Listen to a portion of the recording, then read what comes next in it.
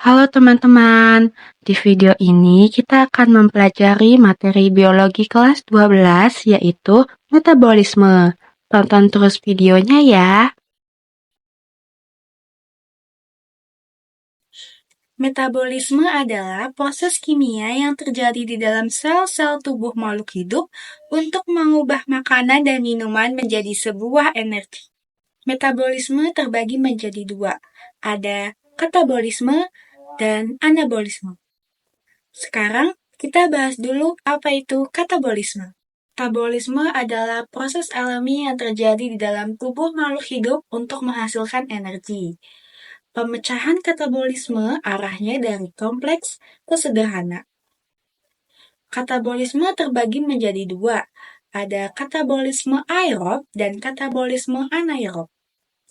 Contoh dari katabolisme aerob adalah respirasi sel, dan contoh dari katabolisme anaerob adalah fermentasi.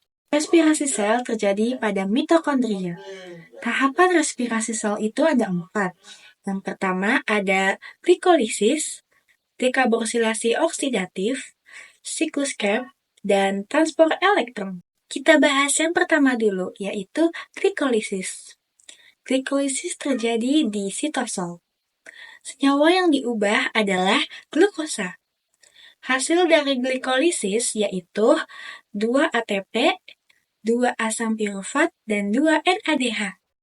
Tahapan yang kedua adalah dekarboksilasi oksidatif. Dekarboksilasi oksidatif ini terjadi di matriks mitokondria. Pada tahapan ini, 2 asam pirufat hasil dari glikolisis akan diubah menjadi 2 asetil-CoA, 2 CO2, dan 2 NADH. Tahapan yang ketiga adalah siklus Krebs. Tahapan ini terjadi di matriks mitokondria.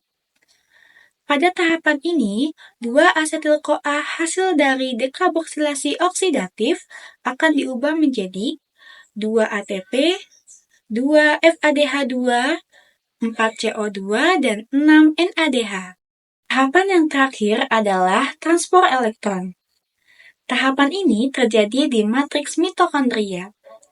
Pada tahapan ini ada proses perubahan, yaitu 1 NADH akan dirubah menjadi 3 ATP, dan 1 FADH akan dirubah menjadi 2 ATP. Nah, sekarang kita hitung yuk, ada berapa jumlah ATP yang dihasilkan pada proses katabolisme aerob. Jadi, yang pertama dari glikolisis ada 2 NADH. Yang kedua dari dekarboksilasi oksidatif ada 2 NADH. Dan dari siklus Krebs ada 6 NADH. Jadi total ada 10 NADH. Nah, karena 1 NADH sama dengan 3 ATP, jadi 10 NADH dikali 3 sama dengan 30 ATP. Kemudian kita hitung FADH. Dari siklus Krebs menghasilkan 2 FADH. Karena 1 FADH sama dengan 2 ATP, jadi 2 FADH dikali 2 sama dengan 4 ATP. Dan pada glikolisis dan siklus Krebs menghasilkan 2 ATP. Jadi total 4 ATP. Jadi total keseluruhannya adalah 30 ATP ditambah 4 ATP ditambah 4 ATP sama dengan 38 ATP. Nah, sekarang kita bahas katabolisme anaerob. Contohnya yaitu fermentasi. Ada 2 macam dari proses ini, yaitu asam laktat dan etanol atau alkohol. Contoh dari asam laktat adalah ketika kita sedang berolahraga, kemudian kita merasa badan kita pegal-pegal. Itu terjadi karena fermentasi asam laktat. Contoh dari etanol atau alkohol adalah proses pembuatan tape.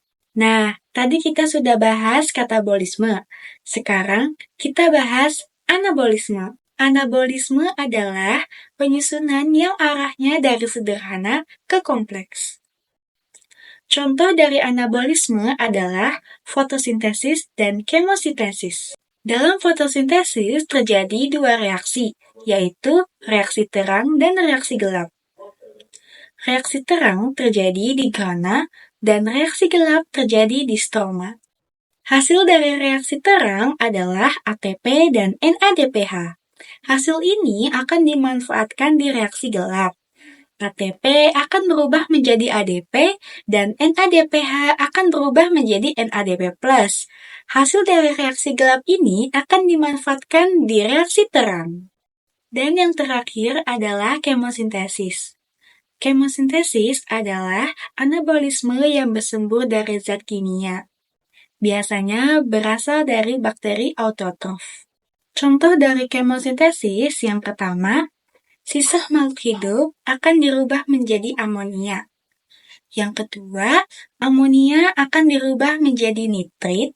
Dan yang ketiga, nitrit akan dirubah menjadi nitrat. Nah, tadi adalah pembahasan materi tentang metabolisme. Kurang lebihnya mohon maaf. Terima kasih.